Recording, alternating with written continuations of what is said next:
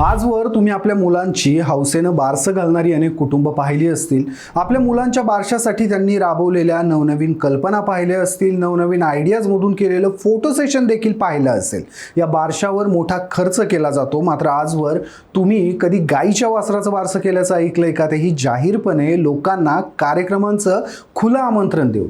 कौतुक म्हणून घरगुती स्वरूपात गाईचं डोहाळ जेवण केल्याच्या बातम्या तुम्ही ऐकल्या असतील, पण आता शिवभक्त प्रतिष्ठान महाराष्ट्राचे नेते तथा युवा सेना नेते पहिलवान अनिकेत घुले यांच्या प्रदक्षिणा नावाच्या गाईच्या वासराचं बारसं घातलं गेलंय।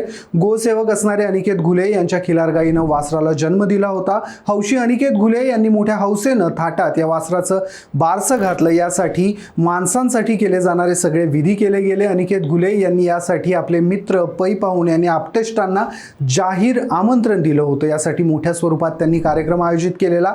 पाळण्यात बसवून या वासराचं नाव इंद्रायणी ठेवण्यात आलं असून सध्या आपली आई प्रदक्षिणा हिच्यासोबत इंद्रायणी मराठी सोशल मीडियावर ट्रेंडिंगमध्ये आहे।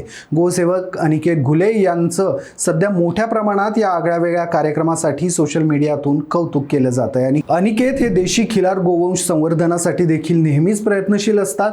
मग तुमच्या गाईचं नाव काय आहे? मला कमेंट्समध्ये आवर्जून सांगा।